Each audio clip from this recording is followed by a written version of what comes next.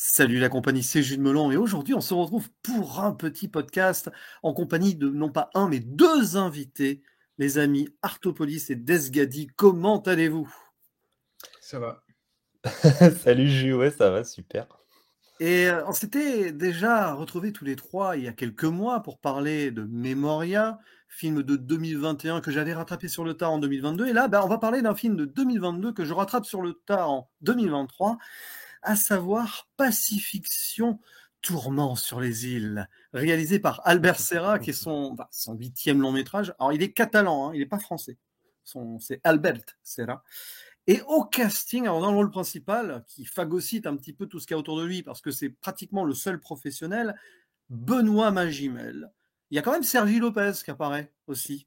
C'est un Oui, rôle intéressant absolument. d'ailleurs. Mm. Et à part cela, il n'y a que des locaux, donc pas que des locaux, mais beaucoup de Tahitiens qui ont été recrutés sur place, comme Paoa Maa Gafanaou ou encore Matai Pambrun, sans oublier quelques autres acteurs comme Marc Souzini qui joue l'amiral, et même un Américain et un Portugais, parce que c'est un film assez international malgré tout, et qui est multinominé pour les prochains Césars, qui a été présenté au Festival de Cannes, tout ça. Et qui raconte l'histoire d'un certain monsieur De Roller, qui est le haut-commissaire de l'État français à Tahiti, en Polynésie, peut-être au sens large, qui vit tranquille, enfin, il est sur son île, il fait ses petites affaires, etc. Et un jour, il a ouï dire, comme ça, qu'il y avait des problèmes potentiels de reprise d'essais nucléaires sur ces atolls. Hein, on se rappelle, hein, sous Chirac, il y avait eu ceci dans les années 90, si je ne me trompe pas. Et donc, il soupçonne cet amiral qui débarque avec son sous-marin et ses marins. Et ils vont se retrouver souvent dans ce club de nuit, le Paradise Night. Il va faire son enquête tout en gérant le mécontentement de la population locale, qui est représentée par un jeune homme d'ailleurs, dont c'est ces personnes-là qui relayent la rumeur. Sauf que pendant tout le film, on va se poser la question, nous, comme d'ailleurs le personnage de Magimel, s'il y a vraiment quelque chose ou pas. Et on va suivre un petit peu ses déambulations, son errance par moment sur cette île, à voir son bagou de politicien et aussi ses questionnements personnels peut-être. Pour un film qui est très contemplatif, ça c'est clair, qui dure 2h45 et qui est une expérience très sensorielle. Et je crois savoir, mes chers amis, mes chers Arto et Desgadi, que vous avez beaucoup aimé le film. Et on va donner la parole à Desgadi d'abord. À quel point adores-tu ce Pacifiction? Bah, écoute, juste c'est marrant parce que la dernière fois qu'on enregistre un podcast, c'est sur Memoria et je te parle de films de rupture, Ouais. globalement dans la petite histoire de ma cinéphilie personnelle, parce que c'était une forme d'aboutissement d'un nouveau type de cinéma auquel je m'intéressais depuis quelques années. Et ben Pacifiction, c'est une balise de plus. C'est peut-être pas avec le recul, parce que ça fait quand même quelques mois moi, que je vis avec pour le coup, puisque je l'avais vu en avant-première au Festival de La Rochelle, donc en juin. Donc ça date.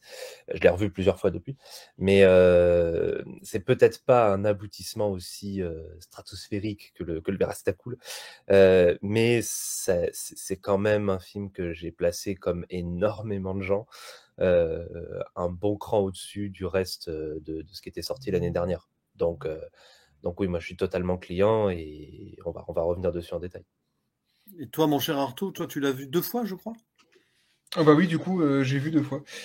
Première fois avec Dess qui est avec nous et une deuxième fois récemment puisque j'ai eu l'occasion d'avoir le DVD en envoi presse, puisqu'il faut que je fasse une critique dessus, donc ça m'a permis de le revoir. Moi, j'attendais ce film. Je crois que c'est Lucas, le premier à m'en avoir parlé, parce que le film avait été passé à Cannes en loose day un peu, parce que c'était un des derniers films diffusés avant la remise des prix. Euh, et c'est là où, du coup, le film a un peu subi une malédiction, parce que c'est une malédiction des derniers films diffusés, ils gagnent quasiment rien, quoi. Et, euh, et en le voyant, bah, bon, pour le coup, je vais être honnête, hein, c'était littéralement le film de l'année pour moi, malgré le fait que j'ai pas vu énormément de films en 2022, enfin, j'en ai vu à peu près 80, mais voilà, j'ai pas eu un tour d'horizon complet. Il y a des films sûrement qui pourrait possiblement un jour le surpasser, mais pour le moment, c'est toujours. Et après ce deuxième revisionnage, c'est le film de l'année, parce que c'est un film qui, comme Desga dit, je pense qu'il marche totalement dans les pas de ce que j'ai pu ressentir avec Memorial l'année dernière. Enfin, l'année d'avant. J'oublie qu'on n'est plus en 2022. Non, mais avec ces podcasts à 3, on est toujours un peu en décalage. C'est ça, exactement. Donc, faisons comme si on était en 2022. Mais ça a été vraiment assez incroyable. Sachant que c'était le premier Albert Serra que je voyais, cinéaste qui m'a toujours intéressé. J'ai failli aller voir à l'époque Liberté, que j'ai rattrapé depuis.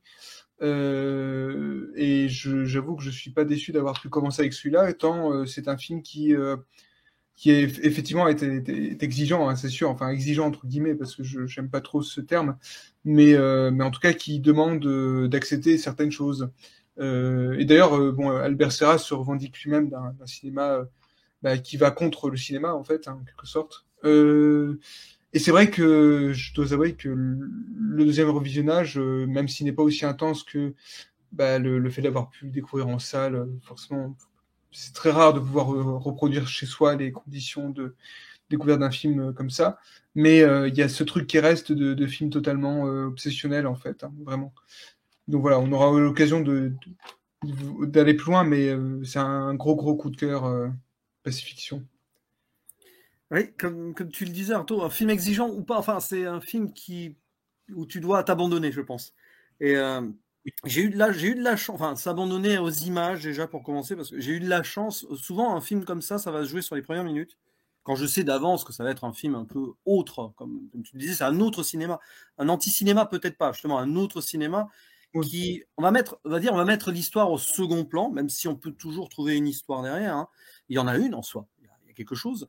Mais les premières minutes, je crois que ça dure 3 minutes, enfin 2-3 minutes, on a ce plan, ce travelling vers, je sais plus si c'est vers la gauche, je crois que c'est vers la... Vers la gauche, ouais. Ouais, c'est vers la gauche. Comme ça, et puis direct, tu as ce crépuscule, et là, de suite, j'ai senti rien qu'avec la photographie, bon, j'avais vu quelques images avant, hein, mais rien qu'avec, d'ailleurs, on peut le citer, hein, le chef-op qui s'appelle Arthur Tort, qui est Oui.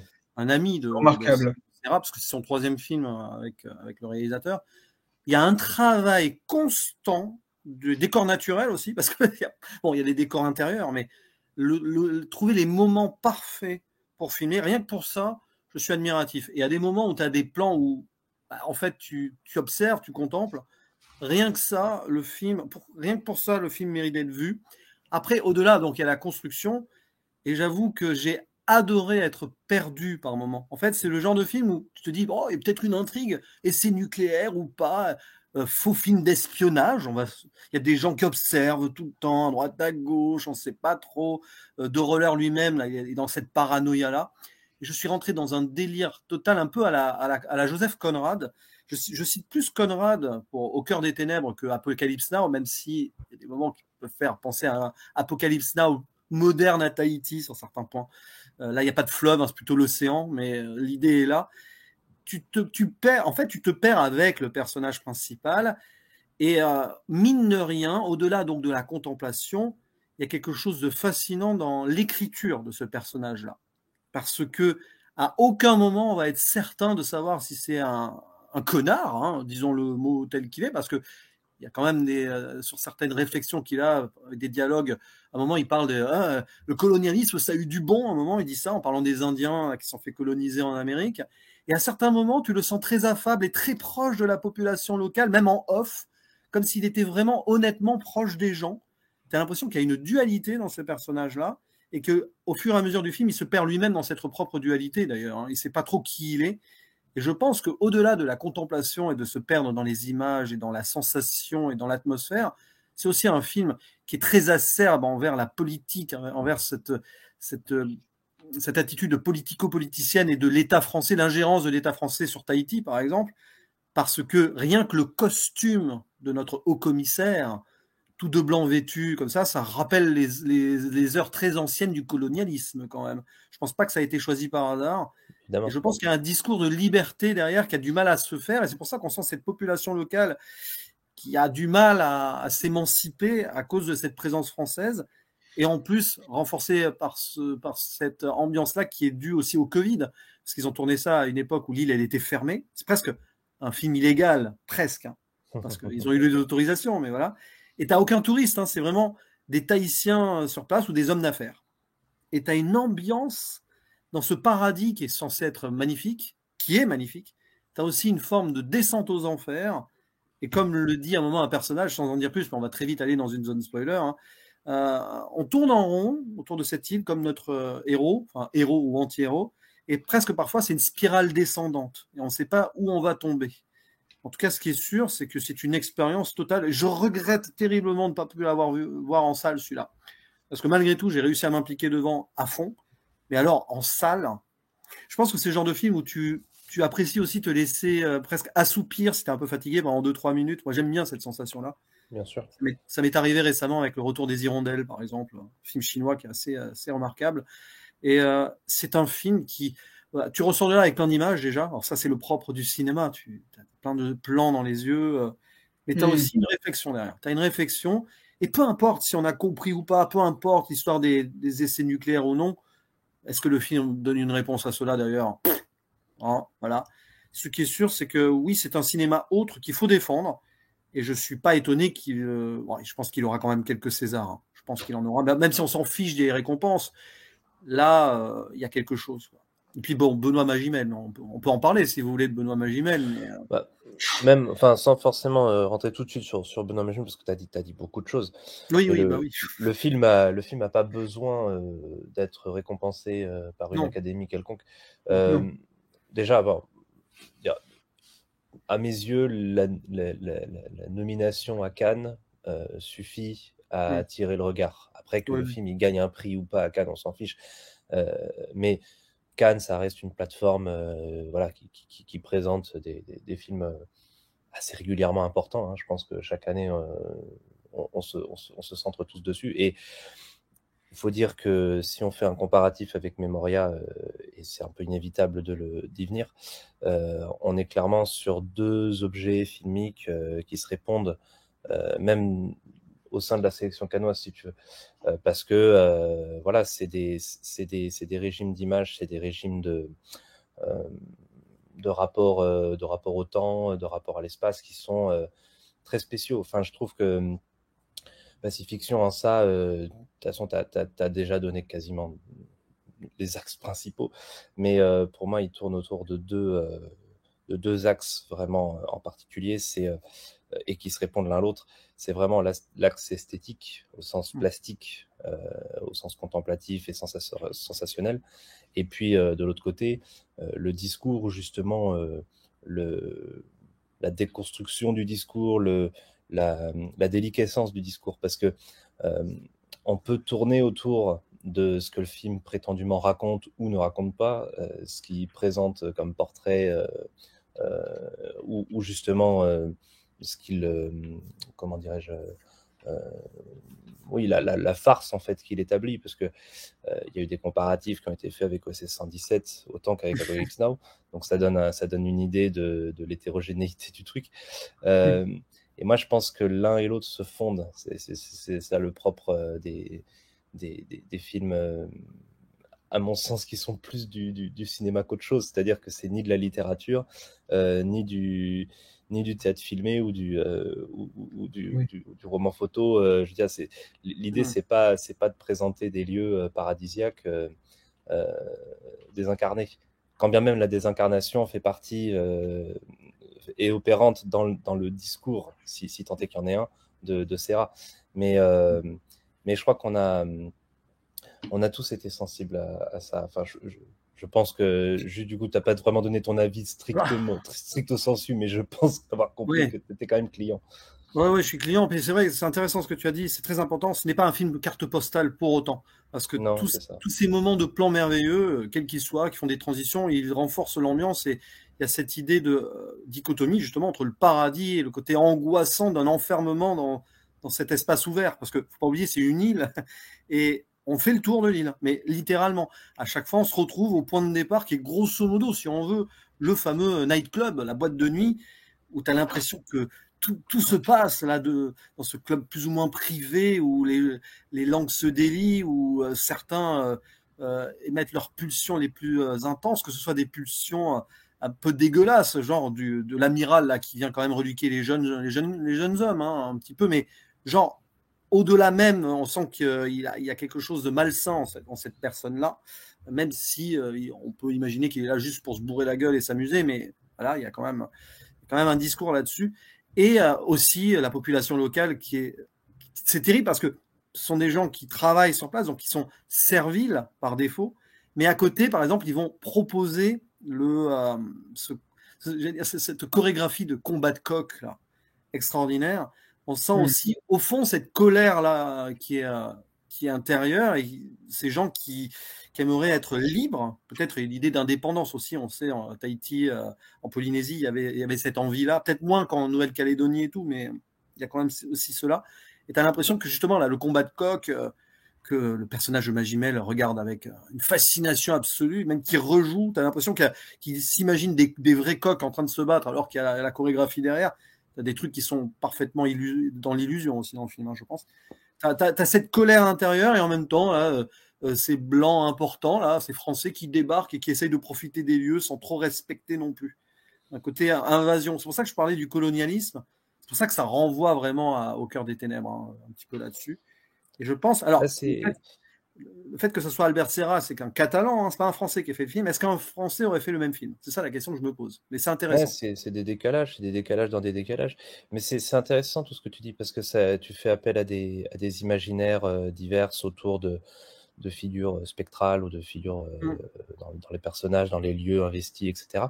Mais en fait, le film ne le narre pas, parce que c'est au niveau narratif, au niveau narratologique, le film est presque vide en fait. Mais c'est cet évidement qui est pour moi le geste global du film. C'est pour ça que c'est si déstabilisant quand on est calibré sur une forme, encore une fois, de parcours narratif établi.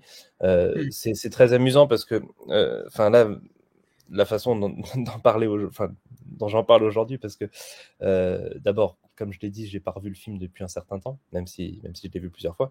Et là, je sors de 15 jours de travaux sur Spielberg parce que j'ai animé 4 séances hier au CGR de La Rochelle pour présenter Jaws, E.T., AI et Ready Player One.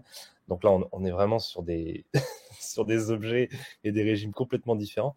Et en fait, je me dis, c'est marrant de replonger avec vous dans un film qui fait absolument pas appel en fait à l'émotion en tant que telle, mais plus à une expérience corporelle aussi, évidemment intellectuelle et mentale si on s'amuse à faire pas forcément une exégèse, mais enfin qu'on analyse l'objet esthétiquement. Mais même quand on vit le film, c'est pas émotionnellement qu'il y a un parcours. C'est beaucoup plus sensoriel. C'est pas tout à fait la même chose. C'est la même chose que ce qu'on disait sur Memoria. Ça peut être touchant dans l'idée, et je veux dire, on peut avoir une sorte d'extase intellectuelle de réaliser ce qu'on est en train de regarder.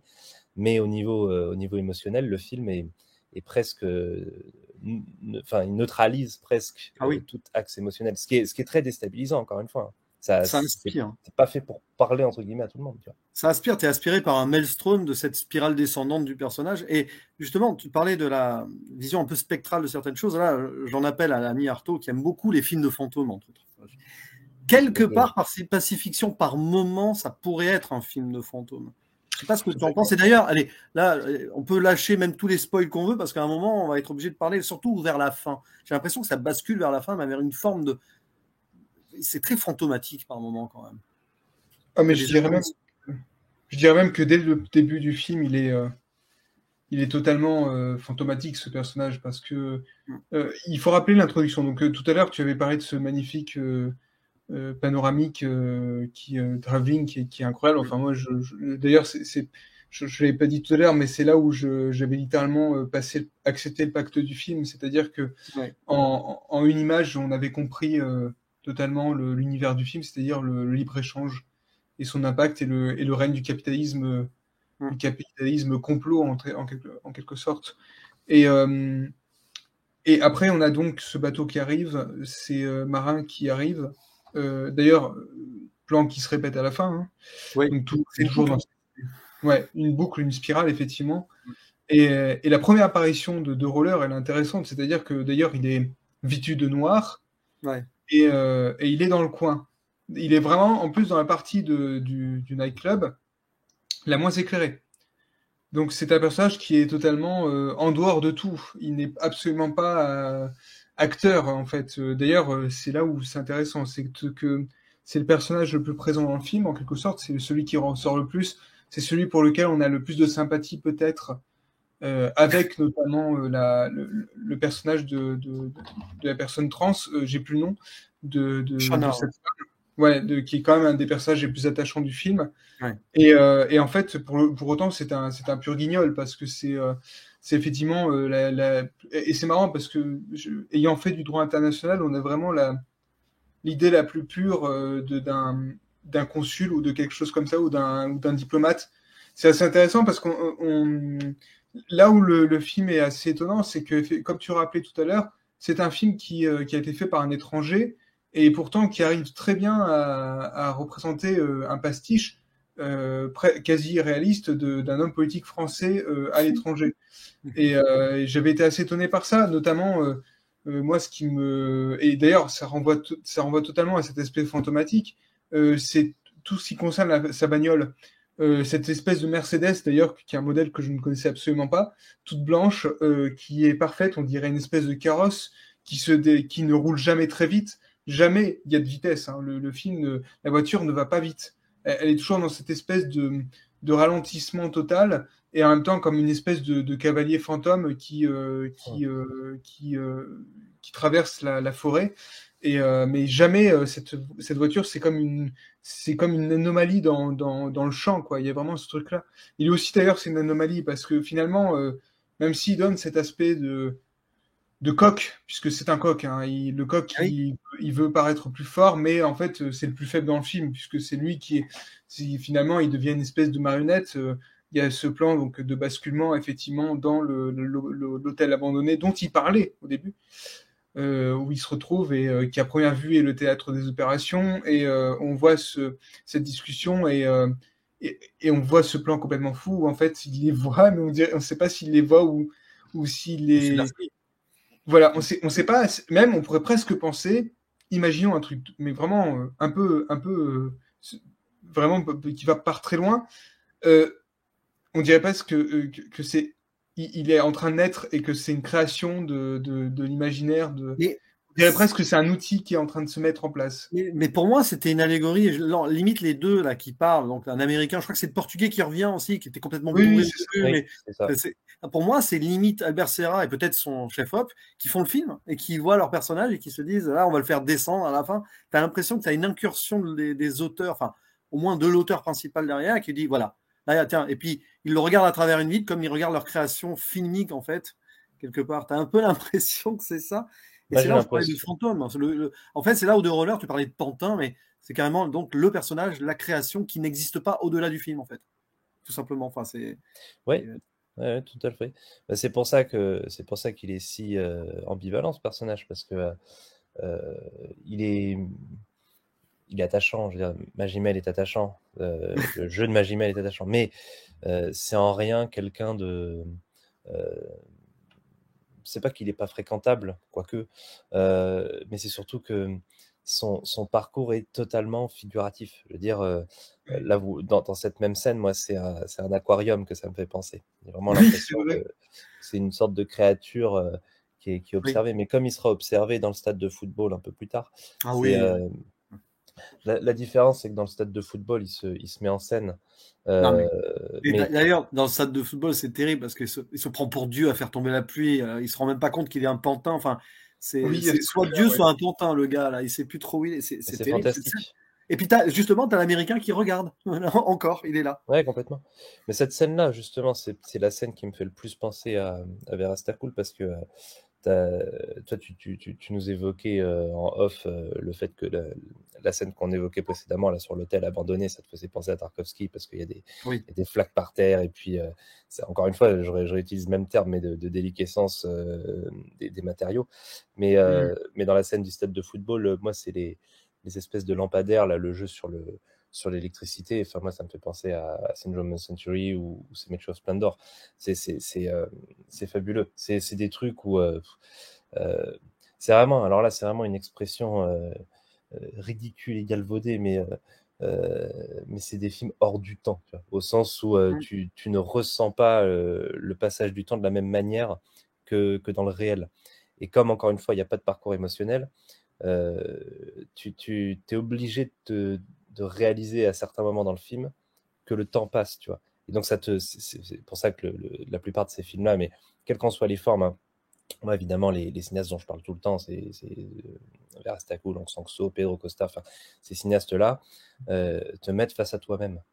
Et c'est pas tellement il y a très peu de cinéastes américains qui le font. Moi, il y a juste Paul Thomas Anderson que j'ai en tête, mais sinon, la plupart des cinéastes occidentaux, en fait, accompagnent ton regard au niveau esthétique, mais ils accompagnent surtout le parcours émotionnel que tu peux décider de suivre ou non, hein, bien sûr. Après, tu peux ne pas rentrer dans le film. Il y a des gens qui détestent Avatar 2. Je te vise pas Artaud spécifiquement, mais je veux dire, Cameron ou Spielberg sont les exemples types de personnes qui te font suivre un parcours balisé. Moi, je suis tout à fait client de ça. Et je suis tout aussi client de ceux qui, justement, suppriment les balises les unes après les autres.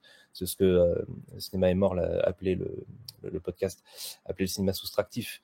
C'est ça, enfin, Albert Serra, c'est du cinéma soustractif à l'extrême. Il y a très peu d'auteurs, en fait.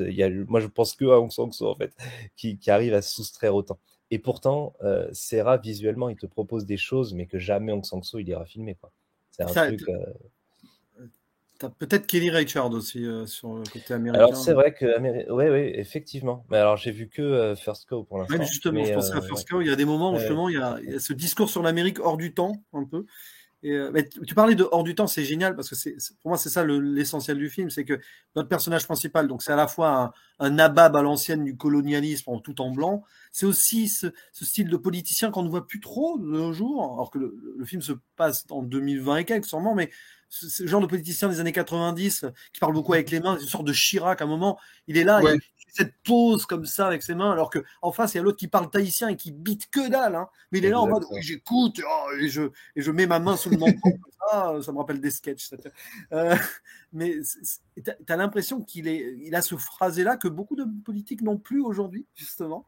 Et on est dans les conditions actuelles, et en plus on rappelle donc les essais nucléaires. Donc c'est pour ça qu'on est même dans le film, on est hors du temps, et à certains moments, tu as l'impression que ça peut se passer dans les années 70 aussi, à se cacher un peu. Film à l'américaine, le complot des années 70, tiens, peut-être. Eh ben oui, ah oui, moi c'est évidemment une toile, une ligne esthétique à laquelle j'ai pensé, mais enfin, moi, je pense qu'on est beaucoup à y avoir pensé. Ce qui est très drôle, c'est que j'ai découvert il n'y a pas très longtemps, et d'ailleurs j'ai découvert après Pacifiction, je connaissais les films évidemment, et tout l'aura qu'il y avait autour, et etc., mais je les avais jamais vraiment regardés. Parallax View de Pakula et bien sûr Conversation secrète de Coppola, et c'est un délire en fait. Mais encore une fois, c'est du cinéma américain. Donc, même si c'est passionnant parce que il y a une déconstruction à ce moment-là, encore une fois, dans les années 70, j'ai l'impression d'en parler tout le temps, le nouvel Hollywood, mais de toute façon, on y revient toujours. Mais effectivement, la fameuse question de est-ce que le cinéma américain était moderne un jour, moderne au sens de la déconstruction narrative. Pas vraiment. Par contre, il y a eu cette frange de films, que ce soit les thrillers paranoïaques ou d'autres formes de cinéma à ce moment-là. C'est pas spécifique à ce genre-là. Et Lynch, bien sûr, est un avorton de cette période. Mais oui. De toute façon, le film, enfin Pacifiction, je parle, j'aime pas trop faire habituellement ce genre de comparatif parce qu'un film doit se tenir en tant que tel et il tient pas forcément qu'à travers ses comparatifs. Mais comme là, on en parle, moi, il me fait autant penser à Vera Stakul qu'à Lynch, qu'à Michael Mann ou à Winding Refn.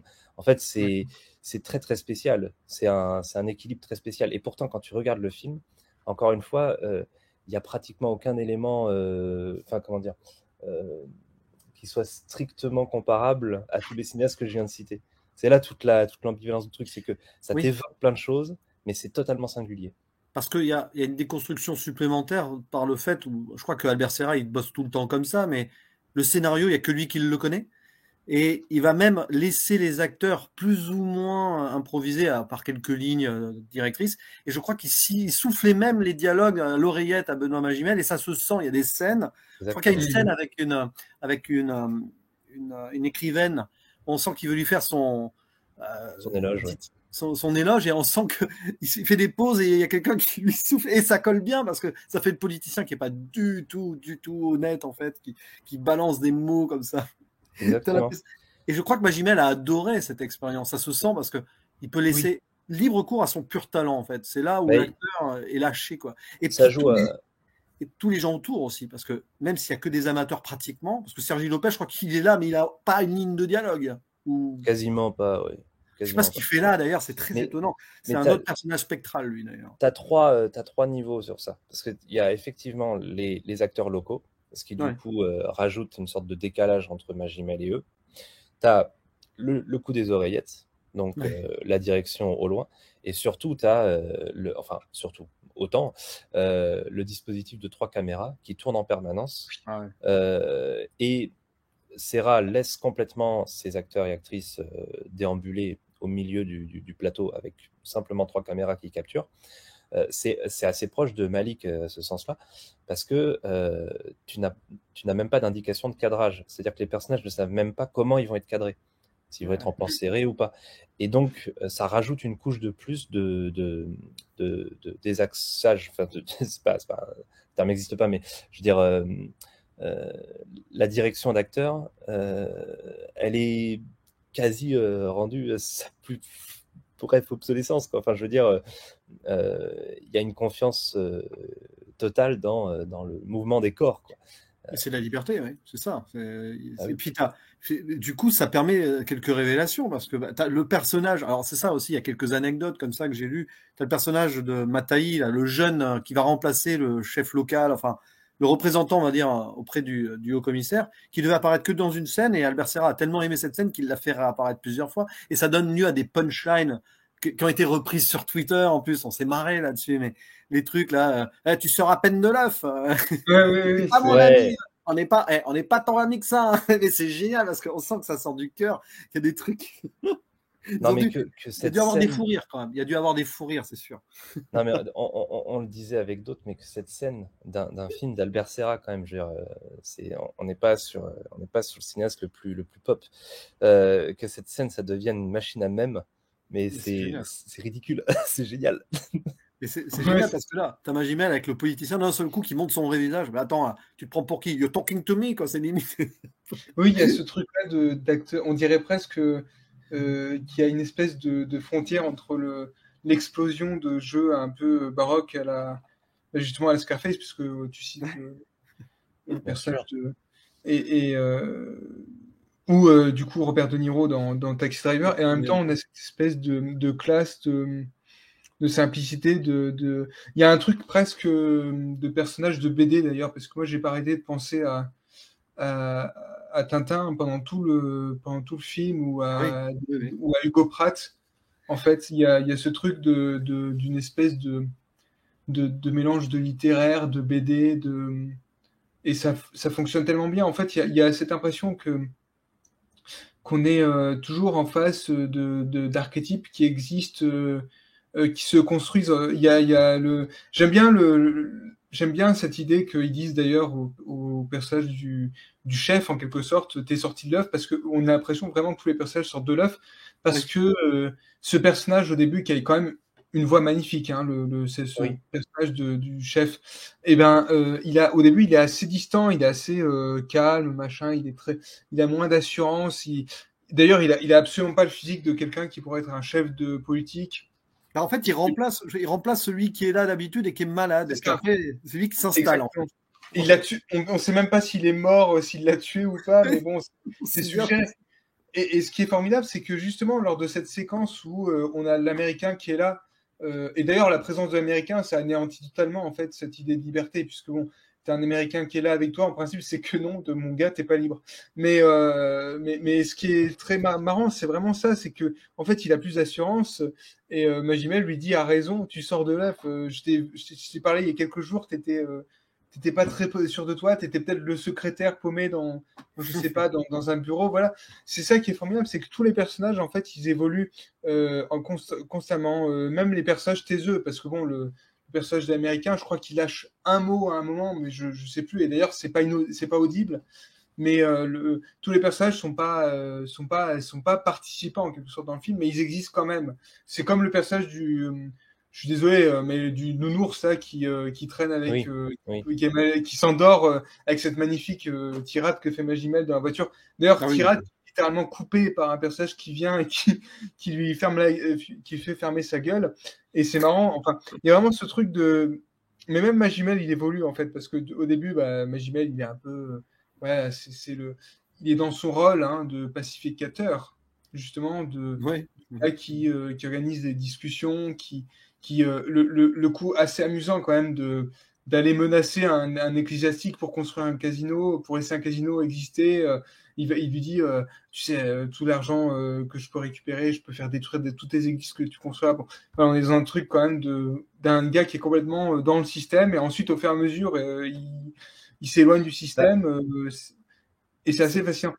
Bah oui, parce que cette cocasserie et tous ces traits d'humour, ou en tout cas plus relevés en termes de ton, faut quand même le dire, ça apparaît au début du film. C'est-à-dire que on parle du fait que le film n'a pas de scénario, pas d'histoire, je sais pas quoi. Bon, le film, il est quand même structuré autour de 2 scènes qui se répondent. C'est-à-dire qu'après le travelling sur les conteneurs, qui déjà évoque l'idée que bon, il y a un monde économique global. Je veux dire, c'est un plan qui ne peut pas évoquer autre chose.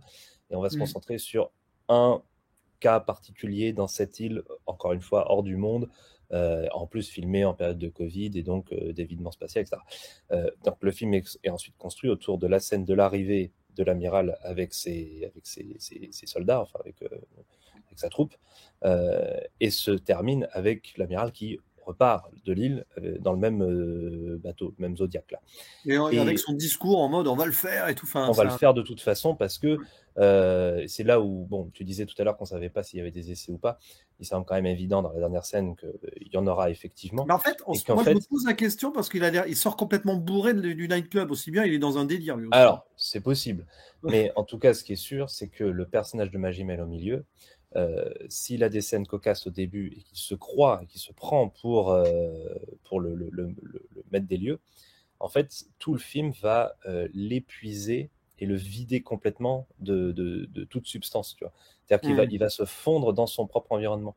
Ce qui fait que le comparatif avec OSS 117 s'arrête là, parce que en fait, toute la phase qui est après la bascule, justement, où il est totalement enclavé dans la scène là, que moi j'appelle la scène de l'aquarium, enfin de l'hôtel abandonné, où tu comprends qu'en fait le portugais, il est de mèche avec l'américain, qui sont de mèche avec Mattei, le chef du clan, mais qui lui-même, il est peut-être pas si ennemi que ça avec l'amiral, et que toute cette conspiration là, de toute façon, n'a rien à voir avec Magimel, qui lui est une pièce centrale qui voilà, c'est un pivot, mais c'est surtout une farce, quoi. Et quand toi-même tu t'en rends compte, quand le personnage s'en rend compte lui-même, et qui dit que la politique c'est comme une discothèque et qu'il faut tout laisser tomber et que de toute façon c'est la fin du monde et que bon, et il se retrouve dans cet état d'épuisement où même un amiral bourré a plus de contrôle que lui. Et je trouve ça fabuleux.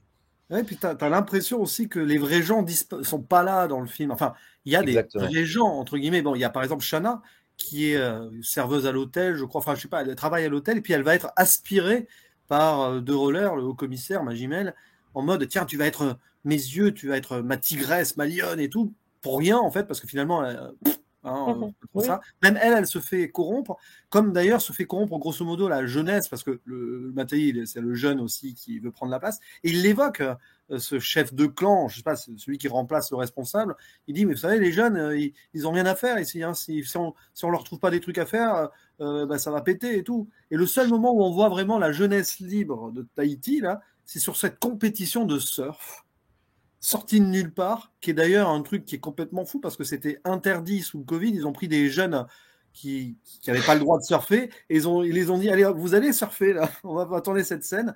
C'est un truc pirate et tout. Ça dure quoi, 3-4 minutes. Et là, c'est l'illusion de la vie normale en fait de Tahiti. Et puis après, on revient dans la conspiration de la parano. C'est intéressant.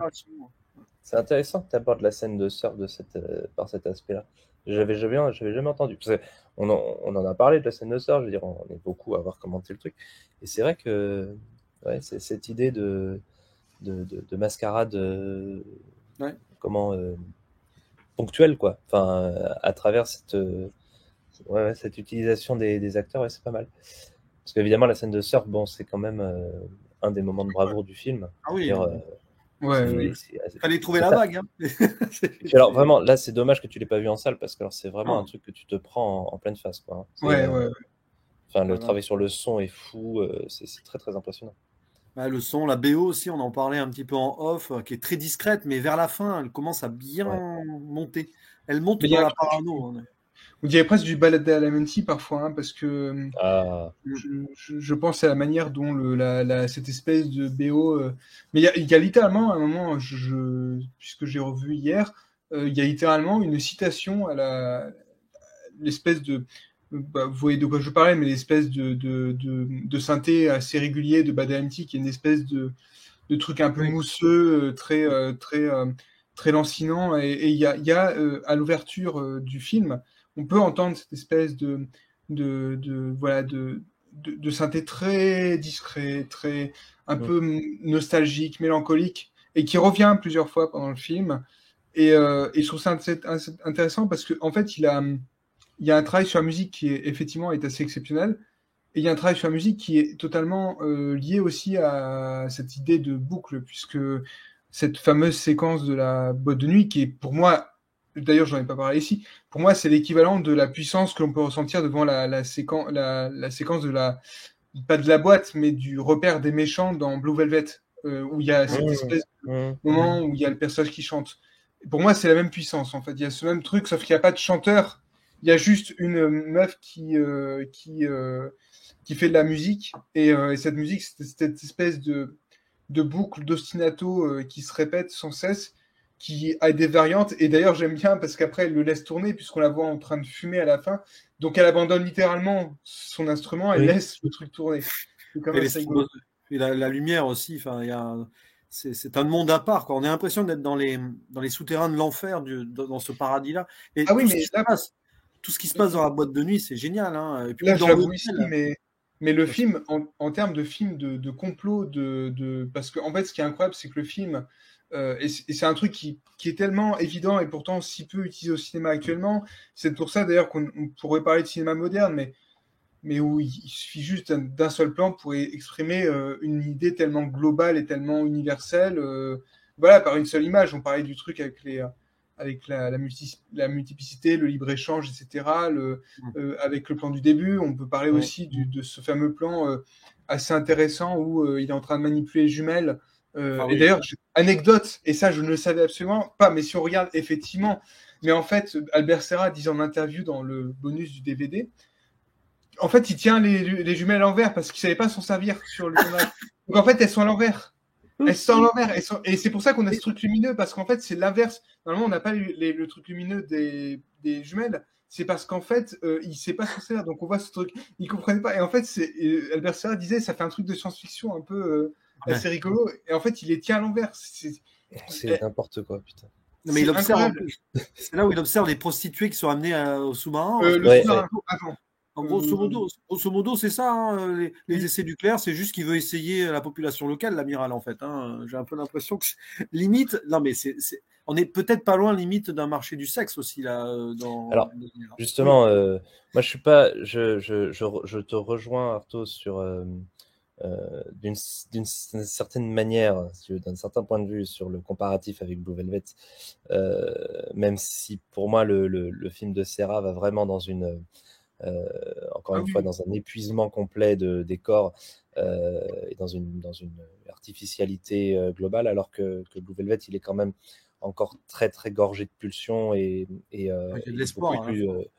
C'est pas juste l'espoir, c'est que c'est le thème global du film de Lynch, c'est la perversité et le voyeurisme. Par contre, tu vois, sur la scène des jumelles, là, je pense à Under the Silver Lake, parce qu'il y a des. Il y a une. Oui. L'idée de réseau, en fait, et de personnages qui croient avoir un contrôle ou qui croient que son parcours interprétatif de son environnement est juste, ou en tout cas qu'il est existant, enfin, qu'il est, comment dirais-je, consistant. Et ben le film va tout faire pour lui. Et Under the Silver Lake qui se rappelle à Lynch aussi de toute façon. Donc là il y a une boucle. Non, mais globalement, Lynch, je veux dire, c'est pas un podcast sur Lynch, mais il a évidemment lancé je sais pas comment dire, un rapport à la modernité, ou je dis tout le temps ce mot-là de postmodernité, enfin, ce moment où tu comprends que les récits établis ne tiennent plus, quoi, et que globalement, collectivement, on fait tous semblant d'y croire, mais qu'individuellement, plus personne n'y croit. Et tu vois, tu parlais de mélancolie, enfin, tu as évoqué ce mot-là, Artaud. Pour moi, la mélancolie, c'est le sentiment que tout est tout le temps en train de mourir, et que tout a tout le temps été en train de mourir. En fait, c'est l'entropie globale dans laquelle, dès que tu nais, tu te confrontes à ça. Tu te confrontes au fait que de toute façon, tu vas mourir un jour. Et en fait, ce manque total d'échappatoire qui prend complètement tout le film, enfin, qui englobe globalement toute l'humeur du film, bah, pour moi, ça en fait un film qui est beaucoup plus vecteur et témoin de son temps et de son époque que des films qui prétendument te racontent quelque chose sur l'époque. D'ailleurs, absolument. D'ailleurs, c'est limite le film, c'est même limite la mort de la nostalgie, j'ai envie de dire, parce que tu as cette idée de la vieille France, là, colonialiste, et même des années 90 et tout. Et là, elle meurt complètement avec le personnage parce que sort de l'œuf. Qui sort de l'œuf. Qui sort de l'œuf pour tenter de rentrer dans une fausse liberté. Et puis, tu vois la jeunesse locale qui n'arrive pas à non plus se libérer. Donc, tout est très renfermé. Tu as l'impression d'être dans un purgatoire dans le film, en fait. Hein. Parce que la nostalgie, c'est mortifère. Enfin, c'est de l'accroche à quelque chose qui, de toute façon, n'est plus et ne sera plus. Et c'est pour ça que c'est très... Enfin, on va pas faire de politique, mais je veux dire, c'est quand même très droitier de considérer... d'avoir cette espèce d'élan nostalgique. Et je pense pas que c'est là où pour Bon, bref, les comparatifs, moi je pense qu'il faut arrêter d'en faire. Je pense que Pacifiction, c'est clairement un film qui est une farce. Enfin, je veux dire, il y a un moment où voilà, tu t'accordes ou pas avec ton temps, mais d'abord faut faire le point sur cette époque. C'est ça. Et un film comme celui-là, il te propose le fait de t'allonger, en fait, de laisser couler, laisser aller, quoi. Laisser aller le fait que de toute façon, tu n'as aucune maîtrise sur ce qui se passe. Et après, tu es plus ou moins en accord et plus ou moins en paix avec cette question. Et il présente un personnage qui n'est pas en paix avec ça. Et c'est en ça que le personnage de Magimel, il est attachant, mais qu'à aucun moment je m'identifie à lui. À aucun moment Non. Tu as mis le doigt sur un truc. Ce film, c'est l'entre-deux. Hein. Donc il y a ce passé-là et la possibilité d'un avenir qui est encore étouffé par le passé. Là, on est vraiment au milieu. Donc le personnage de Roller, qui est à la fois le passé et le présent, se perd là-dedans. Il y a une dissolution en fait d'un avenir qui semble impossible dans un présent empesé dans le passé. Enfin, j'ai un peu l'impression. Exactement, tu as tout dit. De toute façon, c'est Jean-Baptiste Toré, encore une fois, qui en parlait sur Argento, et qui donnait cet autre aspect de la mélancolie, qui était cette sensation d'être dans un passage entre deux époques, si tu veux. Oui. Une ligne de crête entre une époque qui se termine et une époque qui n'a pas encore commencé. Et ça, pour moi, c'est les plus grands films. C'est les films d'Antonioni. De toute façon, c'est pareil. Les comparatifs avec Antonioni sont. Enfin, moi, je vois Blow Up partout. Mais, on en parlera un jour de Blow Up. Mais même dans Under the Silver Lake, c'était déjà le cas. C'est marrant parce que Blow Up, là, au moment où ce podcast est enregistré, j'en parle le jour même. Hein. Voilà, écoute. C'est la logique, en fait. Mais je pense que là, on va refermer tout ce qui est zone spoiler, mais on a une conclusion à apporter. Tiens, Artaud, toi, si tu devais donner un conseil pour les gens, enfin, comment aborder un tel film, est-ce que tu leur donnerais un conseil ou tu leur dirais justement, au contraire, lâchez-vous et laissez-vous emporter, en fait? Justement, je crois que en fait, le seul conseil qu'il a donné, c'est il faut voir le film et qu'il n'y a pas de conseil. En fait, le film n'a pas de carte de visite. Et je crois que c'est ça qui le rend intéressant, c'est-à-dire que c'est un film qui s'impose. Tu acceptes ou tu acceptes pas. Après, c'est tant pis. Mais ce que je veux dire par là, c'est que le film n'a pas besoin d'être présenté comme quelque chose. Il vaut mieux, en fait, il faut mieux aller voir le film pour ce qu'il est, un film qui, je pense, en 2h40, on va dire, résume le XXIe siècle, se termine sur un constat alarmiste qui est assez terrible parce qu'en fait, si tu le, quand on est sorti de la salle avec Desgali et Lucas et Mathias qui étaient là, on avait dit quelque chose. J'avais dit quelque chose. C'est moi ce qui m'avait vraiment estomaqué, c'est ce panoramique du dernier marin sur l'eau rouge, qui évoque une rivière de sang. Et moi, je crois que c'est la meilleure idée du film, c'est-à-dire que c'est la meilleure façon en fait, de capitaliser dans un plan les mots d'une époque. C'est-à-dire que on est dans un paradis. C'est d'ailleurs même la boîte de nuit s'appelle le Paradise. Et en fait, ce paradis, qui est maculé d'une eau claire, se ternit par le sang, quoi. Il y a que ça qui reste. Et je crois que voilà, si on est sensible, en fait, je pense de toute façon à ce qui se passe actuellement en Ukraine, etc., et dans le monde entier, je crois que le film met en exergue une des problématiques de notre époque, c'est-à-dire que il y a une politique qui est morte totalement. D'ailleurs, tout à l'heure, j'en ai pas parlé, mais moi, j'ai pensé à Dominique de Villepin, en fait. Hein. Totalement, c'est Dominique de Villepin. Vraiment. Je crois que c'est l'avatar le plus proche, parce qu'on est en plus, c'était quand même le ministère des Affaires étrangères, Dominique de Villepin. S'il y a bien quelqu'un qui... c'est une aparté que je fais, parce que j'ai fait l'année dernière des cours de diplomatie.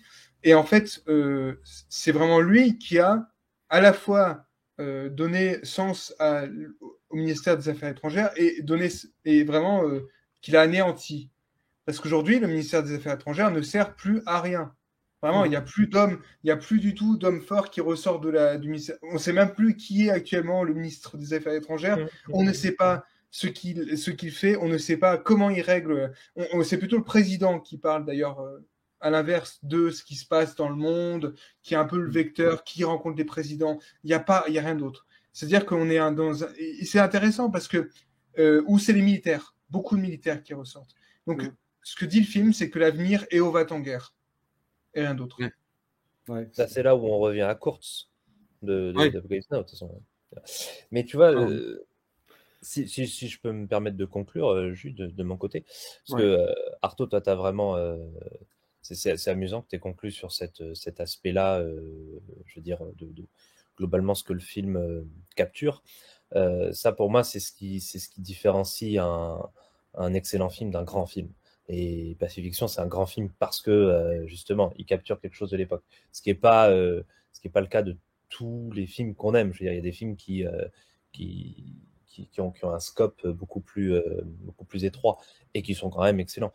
Moi, j'aborderai l'autre aspect, donc là plus cinégénique, je veux dire plus vraiment sensoriel, expérimental, comme conseil à donner à des personnes qui ont envie de le voir. en fait, il faut utiliser, enfin, faut utiliser. C'est pas utiliser un film, ça sert à rien. C'est ça qui est beau, c'est que ça n'a aucune utilité justement. Mais Pacifiction, c'est un moment de 2h40 qui, comme d'autres films, comme Memoria l'année dernière, comme moi je pensais à Un grand voyage vers la nuit de Pigan aussi, ou la saison 3 de Twin Peaks, bien sûr. Bon.